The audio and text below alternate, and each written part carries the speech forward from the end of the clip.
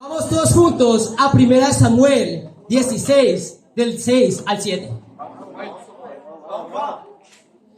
1 Samuel 16, del 6 al 7. Dice así.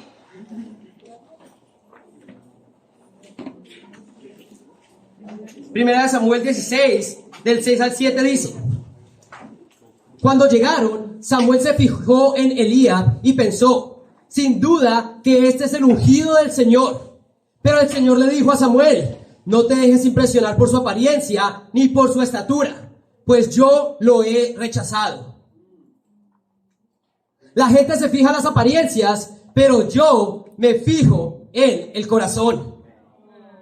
Jesús, Dios, no se fija en las apariencias. Dios solo se fija algo en un ser humano, en el corazón. Así que aprecio mucho que hoy vengas bien vestido, pero eso es más para las personas que para Dios. La pregunta es: ¿qué trajiste puesto en el corazón el día de hoy? ¿Cómo se te ve lindo ese tiempo con Dios, Omar, que llevas puesto encima? Tu corazón. Eso. El tiempo con Dios que tuvimos esta mañana. Es lo que ve Dios. Dios no se fija en las apariencias. Dios se fija en el corazón. Pero vamos a ir a Jeremías para entender un poco más del corazón humano. Amén. Jeremías 17, versículos de 9 al 10 dice así: nada hay tan engañoso como el corazón. No tiene remedio. ¿Quién puede comprenderlo? Yo, el Señor, sondeo el corazón y examino los pensamientos para darle a cada uno según sus acciones y según el fruto de sus obras. Nuevamente, el único que puede ver los corazones y el único que va a fijarse en tu corazón es Dios. Pero dice acá que el corazón del hombre es engañoso. En otras versiones dice es perverso. La realidad, chicos, es que nuestros corazones necesitan una ayuda. Y Dios, lo único que va a fijarse el día de hoy es en el corazón tuyo. Por eso, si nuestro corazón es engañoso y perverso, necesitamos ayuda el día de hoy. La Biblia habla del corazón como de donde emana la vida. La Biblia habla del corazón donde nacen las verdaderas intenciones de un ser humano. Hoy tenemos que cuidar nuestro corazón. Es más, todos necesitamos un corazón nuevo. Todos necesitamos, y el título de mi clase es un trasplante de corazón. Un trasplante de corazón. ¿Qué es el corazón que Dios quiere tener hoy? Bueno, vamos al primer punto: un corazón en el que Dios se deleita. Primer punto: un corazón en el que Dios se deleita. Es increíble, familia, muy buenos días a todos. Para los que no me conocen, mi nombre es Juan Carlos Arias. Y junto a mi esposa, esta increíble mujer que está acá, Juliana Arias, lideramos acá la iglesia en Lima, amén. Y es un honor servir a todos ustedes. Y básicamente, hoy lo que queremos hacer es que la palabra de Dios entre a nuestros corazones. Que sea Dios el que haga ese trasplante de corazón, amén. Por eso, antes de empezar, vamos a hacer una oración a Dios. A Dios Todopoderoso, Padre, Señor, Dios omnipotente, Dios omnipresente. Padre, hoy queremos agradecerte, Padre, por la oportunidad simplemente de estar vivos. La oportunidad que hoy tenemos de estar acá y buscarte a ti, Señor. Padre, yo te pido que hoy seas tú haciendo un trasplante de corazón, Señor. Padre, que seas tú cambiando el corazón que tenemos, un corazón engañoso y perverso, por un corazón en el que tú te deleites, Padre. Padre, enséñanos tu palabra, permite que entre, Señor, y que seas tú glorificado en todo esto, Padre. Todo lo oramos, gracias, y a ti, Señor Jesús. Amén. Amén. Primer punto: un corazón en el que Dios se deleita. Vamos a ir a Salmos 147.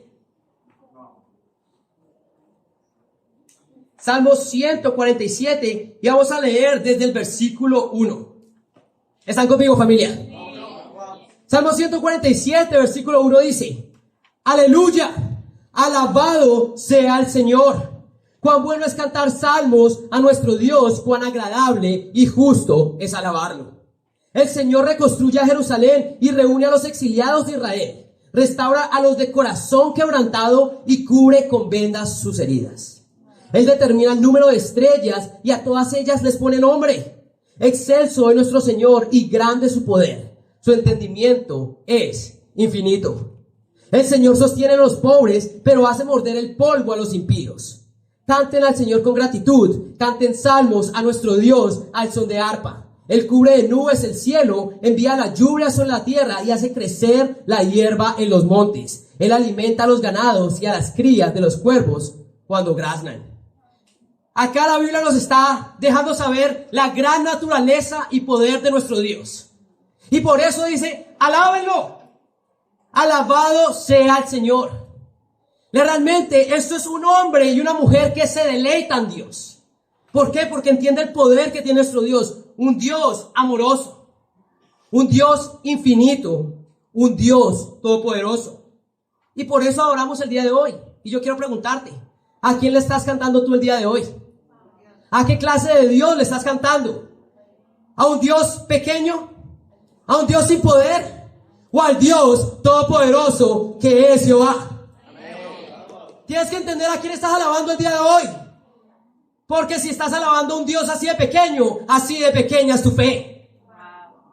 Pero cuando ves que Dios es un Dios todopoderoso, infinito en amor y riquezas, wow, tu fe empieza a cambiar.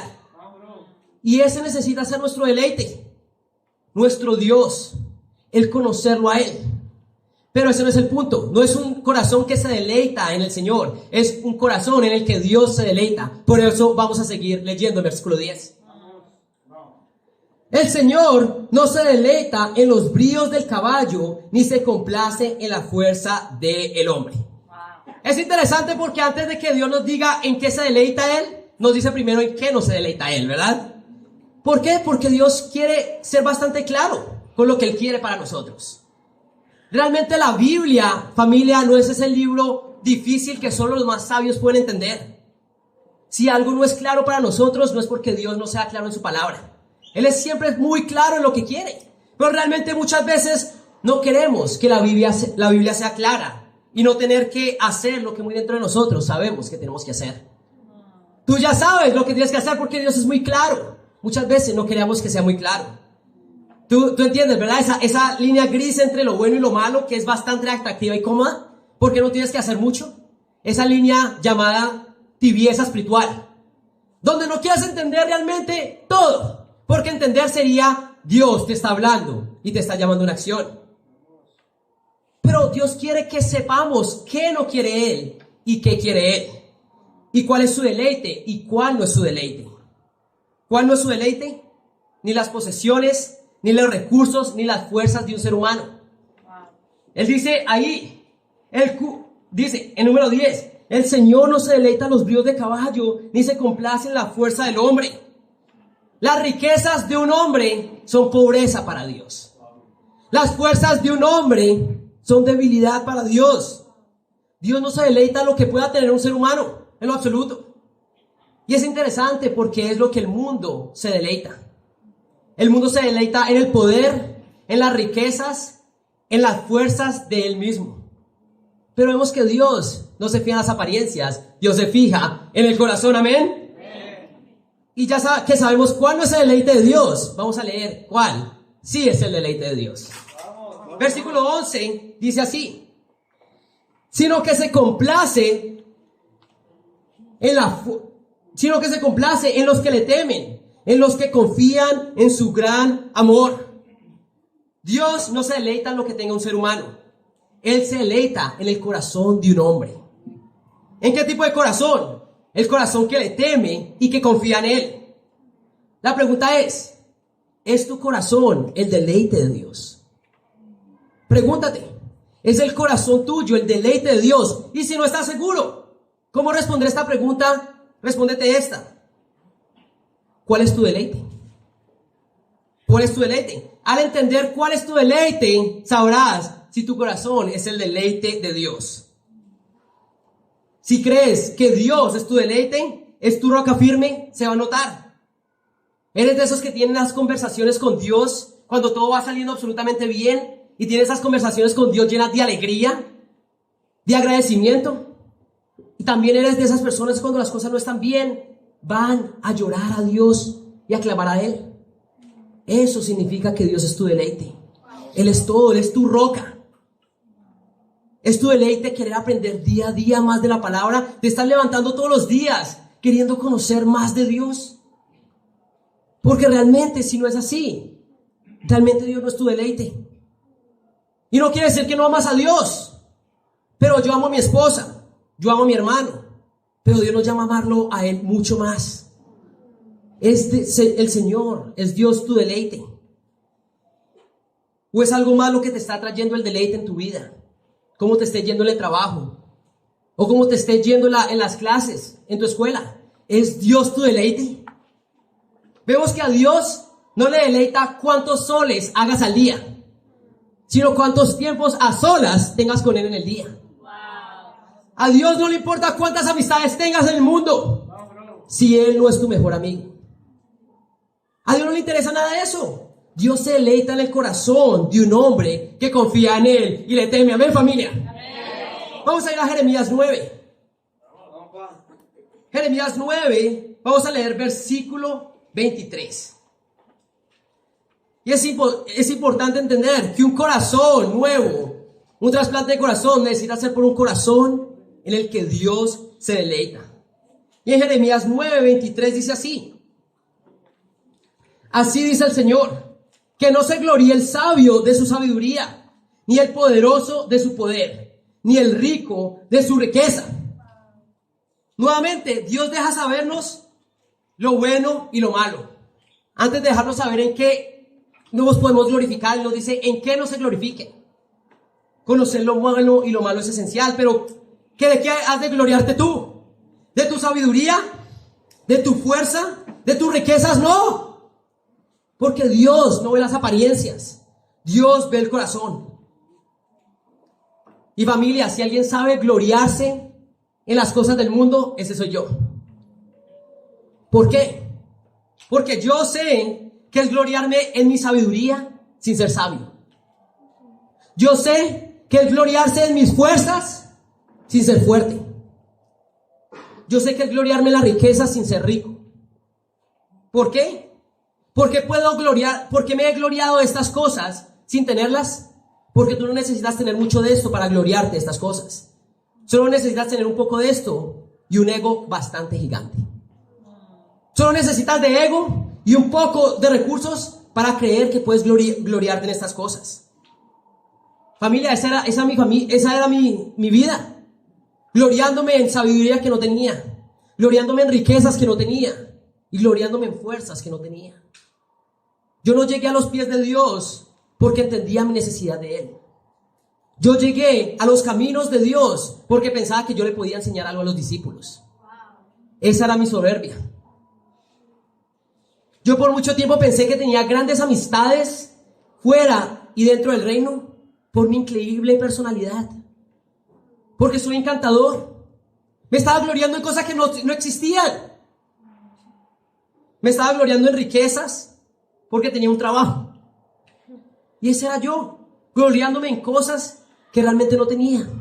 Porque tú no necesitas tener estas cosas para gloriarte de ellas. Necesitas tener un poco de algo y un ego bastante grande. Solo porque tenía una motocicleta, ustedes conocen la motocicleta, ya saben de la motocicleta, ¿verdad? Solo porque era extrovertido y tenía un trabajo, yo me creía que podía gloriarme de las cosas. Y realmente tú puedes tener nada y con orgullo puedes creer que lo tienes todo. Tú no necesitas de todas esas cosas, necesitas simplemente ser orgulloso para glorificarte y gloriarte en estas cosas. Pero Dios realmente me ha enseñado a tener una visión más sobria de mí mismo. Realmente de todo lo que pensaba que tenía no tengo nada. Pero ahora tengo algo increíble. Un Dios increíble, ¿amén? Una familia increíble y una esposa increíble, ¿amén? Pero es eso.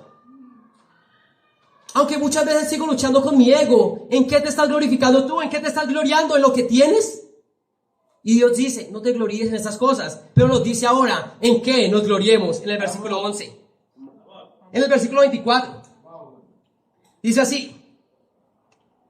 Dice, si alguien ha de gloriarse, que se gloríe de conocerme y de comprender que yo soy el Señor, que actúa en la tierra con amor, con derecho y justicia, pues es lo que a mí me agrada, afirma el Señor. Si has de gloriarte en algo, gloríate de que conoces a Dios, de que conoces el amor de Dios, de que conoces su justicia y su rectitud. Dios te está diciendo acá, si quieres gloriarte de algo, gloríate de que me conoces. Gloríate de que sabes mi voluntad, mejor dicho, que conoces mi palabra. ¿Cómo entendemos la palabra? Bueno, eso vimos la clase pasada. Tenemos que oír, retenerla y perseverar en ella, ¿verdad? Y Dios dice, eso es lo que a mí me agrada. Esto es en lo que me deleito yo. Un hombre que teme y confía en Dios. Yo quiero preguntarte el día de hoy, ¿es tu deleite la palabra de Dios? ¿Es tu deleite la palabra de Dios? ¿Estás realmente todos los días consiguiendo fuerzas? Ustedes saben que ustedes tienen acá, familia, tenemos comida increíble, ¿amén?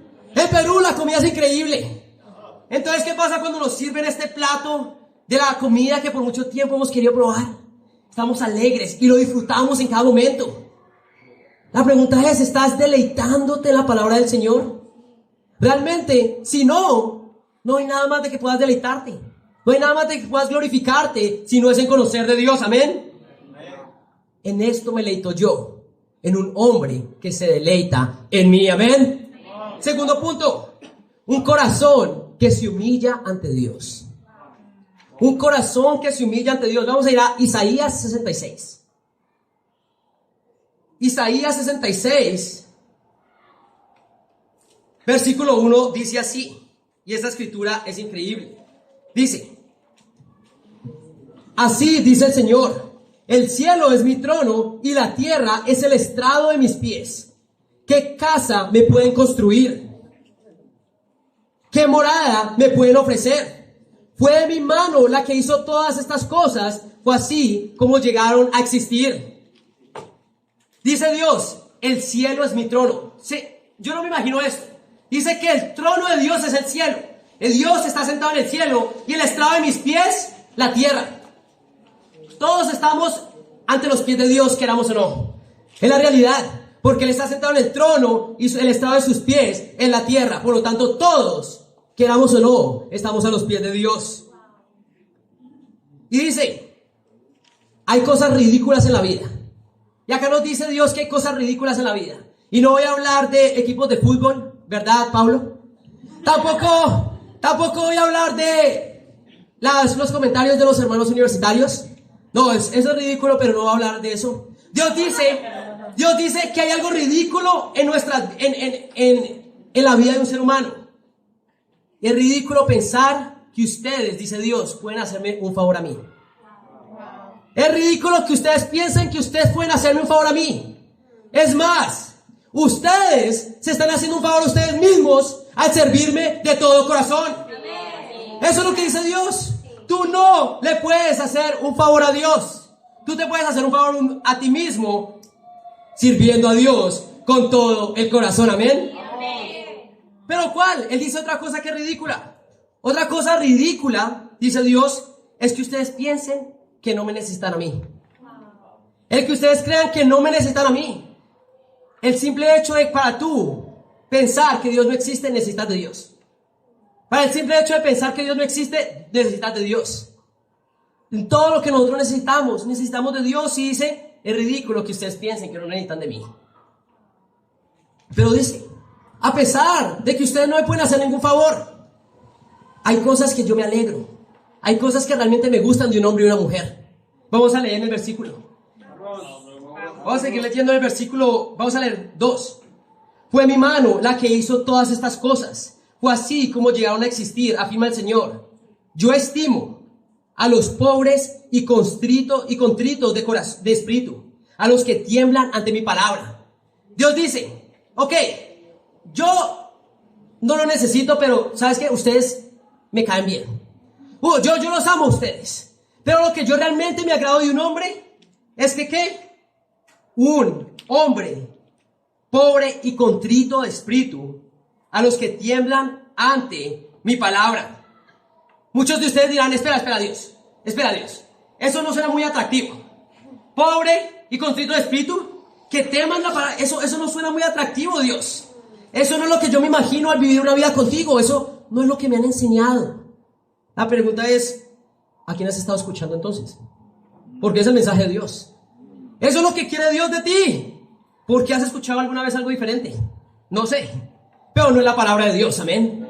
Dios quiere un hombre pobre y contrito de espíritu, los que tiemblan ante la palabra de Dios. Yo quiero un corazón que se humilla ante mí. ¿Están conmigo, familia? Amén. Vamos a ir a Mateo 5.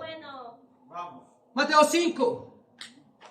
Y están las bienaventuranzas, ¿verdad? En el Sermón del Monte es increíble. Pero acá vamos a leer el versículo, Mateo 5, versículo 1 dice: cuando vio a las multitudes, subió a la ladera de una montaña y se sentó. Sus discípulos se le acercaron y tomando él la palabra, comenzó a enseñarles diciendo. Vemos acá que Jesús le encantaba enseñar a las personas, ¿verdad? Y en un momento llegó donde estaban muchas personas reunidas, se subió a un monte y empezó a enseñar. Y esto es lo que dice el versículo 3. Dichosos los pobres en espíritu, porque el reino de los cielos les pertenece. ¿Dichosos quiénes? Los pobres de espíritu. ¿Qué es dichosos? Bueno, una persona extremadamente feliz. Una persona extremadamente feliz. ¿Quién es extremadamente feliz? Los pobres de espíritu. Y ustedes dirán, ¿cómo tiene su sentido? ¿Cómo una persona que está viviendo en la pobreza puede ser feliz? Bueno, imagínate a alguien que no tiene absolutamente nada. No tiene casa, no tiene familia, no tiene comida, que literal no tiene ni para comer. ¿Qué tiene que hacer este hombre? Primero tiene que reconocer su pobreza. Tiene que darse cuenta que no tiene nada y aceptar que necesita ayuda. Después de eso, para no morir de hambre, tienes que salir a mendigar, si es necesario. Una persona pobre por necesidad tiene que dejar todo orgullo, porque si no muere. Los pobres en espíritu exhiben una genuina humildad y están despojados de todo orgullo. Eso es lo que quiere Dios. La realidad, familia, es que todos somos pobres espirituales. El problema es que muchos no se dan cuenta de su pobreza. Todos necesitamos a Dios urgentemente. Pero hay veces que hay pobres tan orgullosos que no ven lo pobre, lo sucios que están. Y Dios quiere que te des cuenta de estas cosas. Jesús dice, cuando ustedes se den cuenta que espiritualmente ustedes están en la bancarrota, cuando ustedes se den cuenta que necesitan de mí, cuando se den cuenta que sin mí van a morir y comiencen a rogar y depender de mí, ¿cuál será la consecuencia? Ustedes serán dichosos, ¿amén? ¿De dónde viene la dicha? No de creer que no necesita a Dios.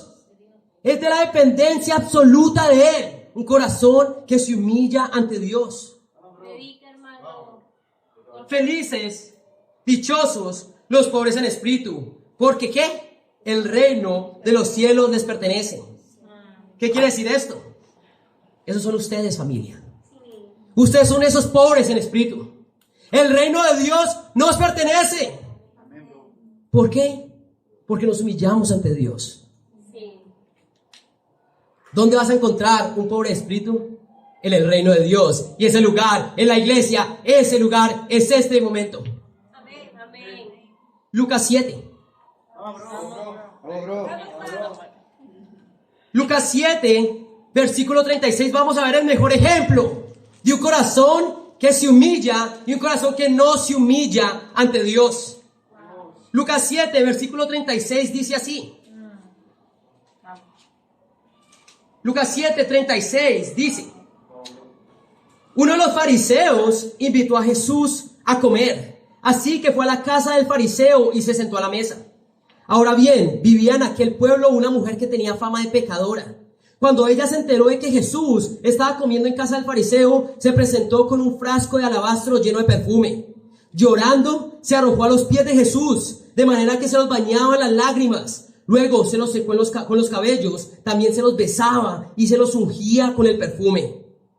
Al ver esto, el fariseo que lo había invitado dijo para sí: si este fuera un profeta, sabría quién es la que lo está tocando y qué clase de mujer es, una pecadora. Vemos acá, Jesús lo invitaron a comer, ¿verdad? Y en medio de una cena privada, con un fariseo, un maestro de la ley, una persona que conocía mucho de Dios, entra una mujer destrozada. Deja una mujer destrozada a los pies de Jesús, llorando desconsoladamente y bañando los pies a Jesús con sus lágrimas. Y todo esto no era suficiente, le besaba los pies. Y con el perfume que traía, ¿qué pasaba? Ungía los pies de Dios, de Jesús. Por el otro lado, había un fariseo diciendo: si este hombre fuera profeta, sabría quién realmente lo está tocando, una pecadora. Seguimos leyendo el versículo 40. Versículo 40 dice así: entonces Jesús le dijo a manera de respuesta: Simón, tengo algo que decirte. Dime, maestro. Respondió: 2 hombres le debían dinero a cierto prestamista. Uno le debía 500 monedas de plata, y el otro 50. Como no tenían con qué pagarle, les perdonó la deuda a los dos. Ahora bien, ¿cuál de los dos lo amará más? Supongo que aquel a quien más le perdonó, contestó Simón. Luego se volvió hacia la mujer y dijo: has juzgado bien, le dijo Jesús. Luego se volvió hacia la mujer y le dijo a Simón: ¿ves a esta mujer? Cuando entré en tu casa no me diste agua para los pies, pero ella me ha bañado los pies en lágrimas y me los ha secado con sus cabellos. Tú no me besaste, pero ella desde que entré no ha dejado de besarme los pies. Tú no me ungiste la cabeza con aceite, pero ella me ungió los pies con perfume. Por eso te digo, si ella ha amado mucho, es porque sus muchos pecados le han sido perdonados, pero a quien poco se le perdona, poco ama. Esta escritura es increíble porque muestra realmente la diferencia entre un corazón que se humilla y uno que no se humilla ante Dios. Primer subpunto: ¿de dónde viene el humillarse a Dios? De entender, como habíamos dicho antes, lo pobre que eres. Esta mujer sabía que era una pecadora y todas las personas sabían que ella era una pecadora. Ella sabía que tenía pecado en sí y ella no buscó excusarse. Ella no buscó realmente dar ni excusas a nadie. Esta mujer entendía plenamente su pobreza espiritual. El fariseo, por otro lado, se creía justo en sus propios ojos y por eso no pudo humillarse ante Dios. El orgullo era palpable. La pregunta es: ¿qué tan humilde estás siendo ante Dios? ¿Qué tan pecador te ves? La verdad es que el orgullo es lo que nos ciega a la oscuridad y el pecado de nuestra vida. Todos estamos pobres, todos estamos en necesidad absoluta de Dios. El problema es que el orgullo, como había compartido antes, es lo que no nos permite ver nuestra pobreza espiritual. Por eso es que día a día una persona puede pasar sin orar a Dios, sin buscar en su palabra. Día a día puede pasarse y no ha orado a Dios, ni ha reconocido sus errores. Una persona orgullosa es la que no sabe confesar pecado a sus hermanos. La realidad, el orgullo nos ciega a nuestra pobreza y bancarrota espiritual. ¿De dónde viene un corazón humillado? Segundo subpunto, de entender que Jesús es el único que puede suplir nuestra necesidad. Esta mujer no le importó entrar a una casa ajena. Esta mujer no le importó arruinar una cena privada y quebrantarse ante los ojos de todas las personas por besarle los pies a Jesús. Ella sabía que Jesús era la única persona que podía ayudarla. Ella solo tenía sus ojos. Yo me imagino a esta mujer entrando. No sé si había guardias o no, pero entrando, y lo único que veía, lo único que sabía era dónde estaba Jesús y a dónde tenía que llegar. Ella no se enfocó a quién estaba al lado, a quién estaba incomodando. No, esta mujer, entendiendo su necesidad espiritual, solo sabía que Jesús era la que podía ayudarle. Y por eso se arrodilló y se postró ante Dios ante Jesús. Un corazón que se humilla ante Dios viene a entender la necesidad que solo Jesús puede suplir. Por el otro lado, el fariseo no solo estaba ciego a su pecado, pero también al amor y al poder de Jesús. Eso es lo que hace el orgullo, familia. Nos ciega primeramente a nuestro pecado, pero también al amor y al poder de Dios, de Jesús. Un corazón que se humilla ante Jesús solo viene de una persona que entiende lo perdido que está, que entiende su necesidad de Dios. El humillarse ante Dios viene a entender que Jesús es la única persona que puede ayudarnos. La pregunta es, ¿dónde están puestos tus ojos? ¿Dónde están puestos tus ojos? ¿En las personas? ¿En tu trabajo? ¿En tu familia? ¿O en Jesús? Una persona que me inspira es nuestro futuro hermano Carlos Daniel. Amén.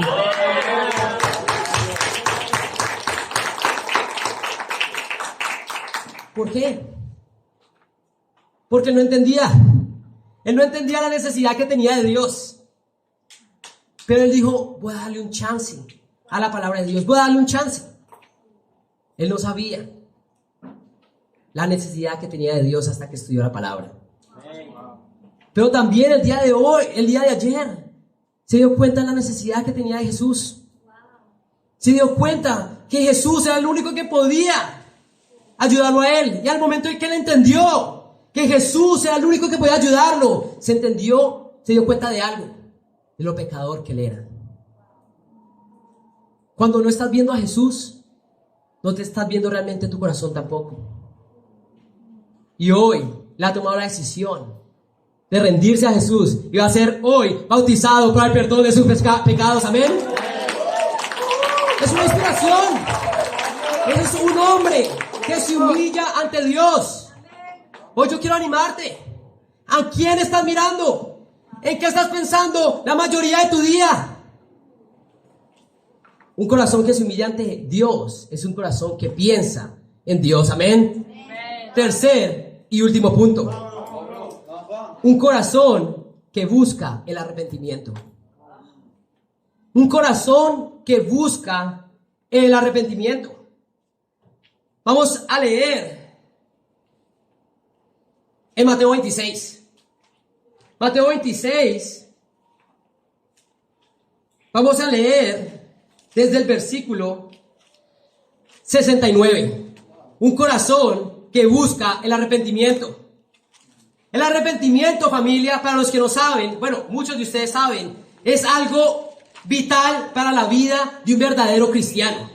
Una persona que no se arrepiente es una persona que no conoce a Dios. Una persona que no se arrepiente es una persona que no puede conocer a Dios. Una persona que no se arrepiente es una persona que no puede vivir una vida con Dios. El arrepentimiento es necesario y tenemos que buscarlo, pero vamos a leer Mateo 26 desde el versículo 69. Mientras tanto, Pedro estaba sentado afuera en el patio y una criada se le acercó. Tú también estabas con Jesús de Galilea, le dijo. Pero él lo negó delante de todos, diciendo, no sé de qué estás hablando. Luego salió a la puerta, donde otra criada lo vio y le dijo a los que estaban allí, este estaba con Jesús de Nazaret. Él volvió a negar, jurándoles, a ese hombre ni lo conozco. Poco después se acercaron a Pedro los que estaban allí y le dijeron, seguro que eres uno de ellos, se te nota por tu acento. Y comenzó a echarse maldiciones y les juró, a ese hombre ni lo conozco. En ese instante cantó un gallo. Entonces Pedro se acordó de lo que Jesús había dicho, antes de que cante el gallo, me negarás 3 veces. Y saliendo de allí, lloró amargamente. Todos conocemos la historia de Pedro. ¿Pedro pecó ante Jesús? Sí. Jesús era el mejor amigo de Pedro. Jesús le había dado todo a Pedro por 3 años. Todo lo que él era, todo lo que él tenía, todo lo que él sabía, se lo había dado Jesús. Y acá, él estaba negando a su mejor amigo. Pedro se dio cuenta de lo mal que había hecho. ¿Y qué pasó? Lloró amargamente. Eso es lo que pasa cuando realmente te das cuenta que has pecado contra Jesús. Es necesario sentir esa tristeza. Pero también sabemos, muchos de ustedes saben, que Pedro, que negó 3 veces a Jesús ante unas pocas personas, proclamó a Jesús en Hechos 2 ante miles y miles de personas. Eso es arrepentimiento, amén. Eso es arrepentimiento. El arrepentimiento es un cambio de mente y de corazón que te lleva a un cambio de actitud. Si negaste a Jesús ante unos pocos, hoy lo vas a proclamar ante miles. Este es verdadero arrepentimiento. Pero ahora vamos a leer versículo 27. Vamos a leer la historia de Judas.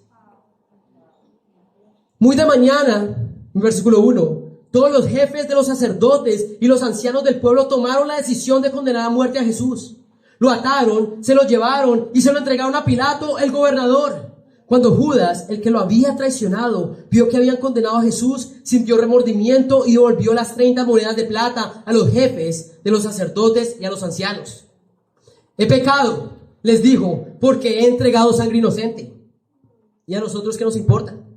¿Y eso a qué nosotros nos importa? Respondieron, allá tú. Entonces Judas arrojó el dinero en el santuario y salió de allí. Luego fue y se ahorcó.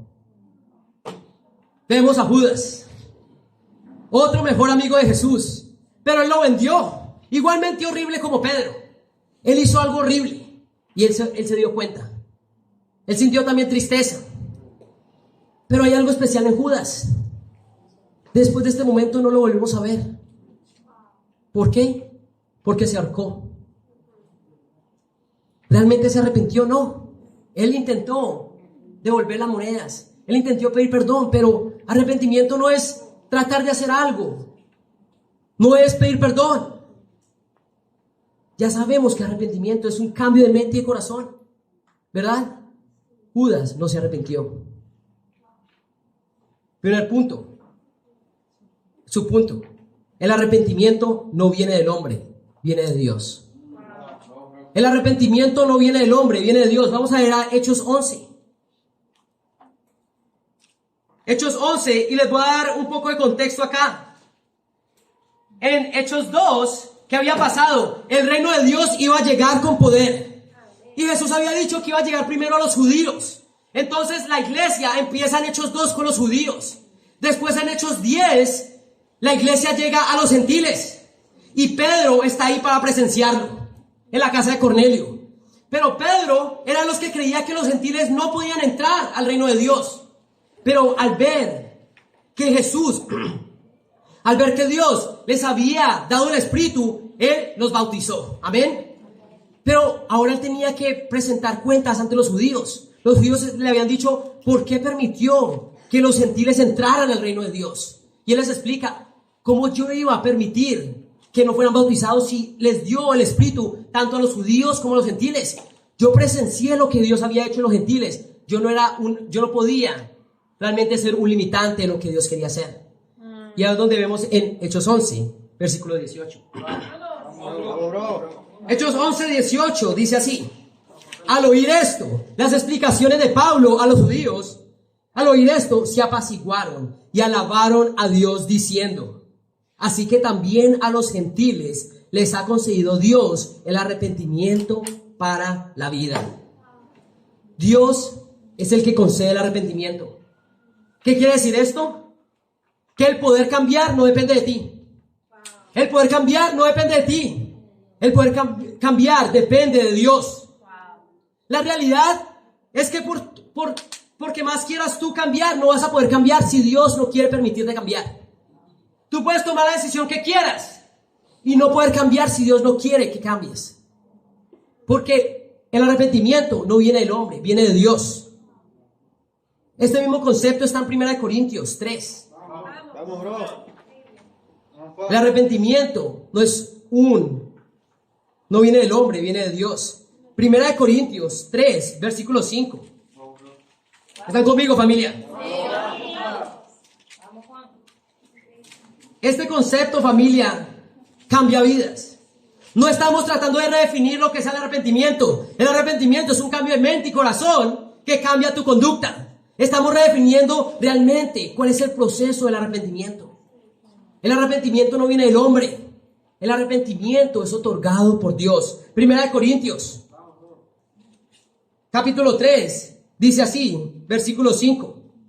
Después de todo, ¿qué es Apolos y qué es Pablo? nada más que servidores por medio de los cuales ustedes llegaron a creer, según lo que el Señor le asignó a cada uno. Yo sembré, Apolo regó, pero Dios ha dado el crecimiento. Así que no cuenta ni el que siembra ni el que riega, sino solo Dios, quien es el que hace crecer. El crecimiento como el cambio son cosas que están a la merced de Dios, no del hombre. Tú puedes tomar la decisión de crecer y eso no te va a permitir crecer si Dios no quiere. Tú puedes tomar la decisión de arrepentirte y si Dios no quiere permitirte, arrepentimiento no te lo concede. Tú no escoges crecer. Dios te permite crecer. Tú no escoges arrepentirte. Dios te permite arrepentirte. Entonces la pregunta es, ustedes me preguntarán, ¿qué tiene que hacer un hombre para llegar al arrepentimiento? Bueno, me alegra por qué preguntar. Vamos a ir a 2 Corintios 7. 2 Corintios 7 está realmente lo que es el arrepentimiento. 2 Corintios 7, versículo 10, dice así: la tristeza que proviene de Dios produce el arrepentimiento que lleva a la salvación, de la cual no hay que arrepentirse, mientras que la tristeza del mundo produce la muerte. Fíjense lo que ha producido en ustedes esta tristeza que proviene de Dios. Qué empeño, qué afán por disculparse, qué indignación, qué temor, qué anhelo, qué preocupación, qué disposición para ver que se haga justicia. En todo han demostrado su inocencia en este asunto. La realidad, familia, es que a menos de que tu conciencia esté cauterizada y seas un psicópata espiritual, todos nos sentimos mal cuando pecamos. Si no te estás sintiendo mal cuando pecas, necesitas de Dios. Todos necesitamos de Dios. No necesitas ayuda psicológica. Amén. ¿Por qué? Porque una persona que realmente ama a Dios se siente mal cuando peca. ¿Están conmigo, familia? Sí. El pecado siempre tiene un común denominador: la tristeza. Y la Biblia nos dice que hay dos tipos de tristeza. Una que proviene de Dios y una que proviene del mundo. La tristeza que proviene del mundo produce muerte, según la Escritura. Pero la que proviene de Dios produce ¿qué? Arrepentimiento que lleva a la salvación. Primer subpunto: la tristeza del mundo te lleva a pensar en sí mismo. La tristeza del mundo te lleva a pensar en ti mismo. Muchos, familia, después de pecar, solo pueden pensar en lo horrible que son, en cómo nunca ellos van a poder cambiar y que se sienten culpables y de ahí no lo saca nadie. Esas personas están pecando y orgullosas porque son supremamente, ¿qué? Inseguras. La tristeza que viene del mundo solo te hace sentir mal a ti. ¿Quién era el mejor ejemplo de esto? Judas. Judas no estuvo pensando en nada más que en él mismo. Él dijo: soy horrible, no hay nadie que me perdone, no puedo cambiar, ¿qué voy a hacer? Me voy a suicidar. La tristeza que viene del mundo produce la muerte. Muchos de nosotros nos estamos dando golpes de pecho y viendo lo horrible que somos. La realidad es que ya sabemos eso, somos horribles espiritualmente. No es nada nuevo, amén. Todos somos iguales. Pero esta inseguridad es orgullo, porque te lleva a pensar en ti mismo. Y esa tristeza produce la muerte. Pero ¿cómo más luce la tristeza del mundo? Luce así: wow, caí en pornografía y en masturbación. Me siento muy mal. Lo que voy a hacer ahora es voy a tomar la decisión de no volver a pecar. Y voy a tomar la decisión de poner seguros en mi celular. Y voy a tomar la decisión de no mirar a las mujeres en la cara. Todo para no pecar. Y después de 3 días, hay una que pasa: vuelves a pecar. ¿Por qué? No quiere decir que estas cosas sean malas. Pero eso no es arrepentimiento. ¿Qué estás haciendo? Estás poniendo el arrepentimiento en tus propias fuerzas. ¿Crees que tú puedes cambiar? Tú no puedes cambiar. Dios te otorga el cambio. Estás pensando en lo que puedes hacer tú para cambiar. ¿Y eso sabes cómo se llama? Arrogancia. Que es orgullo, que es pensar en ti mismo. El orgullo al pecar no solo se ve en inseguridad, se ve también como confianza en ti mismo. Y por eso es que no cambias. ¿Por qué? O estás pensando que eres muy malo, o estás pensando que eres supremamente increíble. Pero al final Dios no te ha concedido el arrepentimiento. Y el mejor ejemplo fue Judas. Él solo pensó en sí mismo. Segundo subpunto: la tristeza de Dios te lleva a pensar y acercarte a Dios. Amén. La tristeza de Dios te lleva a pensar y acercarte más a Dios. Es lógico, familia. Si Dios es el que concede arrepentimiento y Dios hace que las cosas crezcan, ¿a quién tienes que acudir al pecar? ¡A Dios! Ese es el secreto. El arrepentimiento no es la decisión de cambiar. El arrepentimiento es la decisión de buscar a Dios y humillarte ante Él. Eso realmente es arrepentimiento. Porque una persona, ponte a pensar a ti, tú que estudiaste la Biblia, ¿por qué pudiste arrepentirte? No era porque tomaste la decisión de cambiar. Es porque estabas buscando a Dios con todo tu corazón. Si nos acercamos al Dios, Él dice que nos oye y oye nuestras oraciones. El mejor ejemplo es Pedro. Pedro no se enfocó en cambiar lo que había hecho. Él no podía cambiar lo que había hecho. Él se enfocó en Jesús. ¿Y qué hacemos después de que buscamos a Dios? Confesamos nuestro pecado a nuestros hermanos. Santiago 5:16 dice: por eso confiésense unos a otros sus pecados y oren unos por otros para que sean sanados. La oración del justo es poderosa y eficaz. Ya vimos, familia. Tú no puedes arrepentirte si Dios no te concede el arrepentimiento, ¿verdad? Dios es el que concede el arrepentimiento. ¿Cuándo qué? Cuando buscas a Dios, no cuando buscas cambiar. Pero cuando has decidido buscar a Dios, ¿qué hacemos? Confesamos nuestros pecados para sanación, para buscar su justicia, porque esto realmente muestra verdadera indignación. Una persona que esconde pecado a sus hermanos es una persona que no se ha arrepentido. ¿Por qué sé esto? Porque en el versículo 11 que estamos leyendo dice: fíjense en lo que ha producido en ustedes esta tristeza que viene de Dios. Qué empeño, qué afán por disculparse, qué indignación, qué temor, qué anhelo, qué preocupación, qué disposición para ver que se haga justicia. En todo han demostrado su inocencia en este asunto. El que no confiesa aún se siente culpable. ¿Por qué? Porque sigue pensando en él mismo. Dios no te ha otorgado el arrepentimiento si no has confesado. ¿Por qué? Porque esto muestra dependencia en sí mismo. Yo creo fielmente que Pedro confesó su pecado. ¿Por qué sé? Porque los 4 evangelios tienen la negación de Pedro. O a menos de que Pedro haya sido abierto en su pecado, había chisme en la iglesia del primer siglo. Lo cual no creo, amén. Pedro confesó su pecado porque en todos los evangelios está, ¿qué? La negación de Pedro. Hoy más que nunca, hermanos y hermanas, quiero exhortarlos. Realmente, el que no confiesa pecado se está engañando a sí mismo. Tenemos que ir a Dios para un verdadero arrepentimiento, buscar acercarte más a Dios y humillarte ante Él en todo momento, especialmente cuando pecas. Pero después de eso, dale cierre y sanación a tu pecado. ¿Cómo? Siendo abierto con tus hermanos.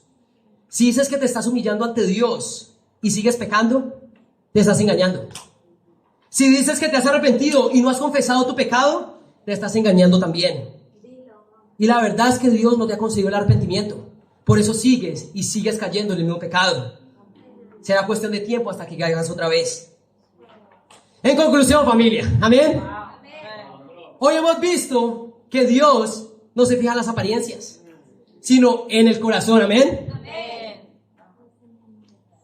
Pero también Dios nos dice que nuestros corazones son perversos y engañosos. Por lo tanto, todos necesitamos ayuda el día de hoy. ¿Cuál es la solución? Un trasplante de corazón. Buscar un corazón en el que Dios se deleita. Buscar un corazón que se humilla ante Dios y buscar un corazón que busca arrepentimiento, y para Dios sea toda la gloria.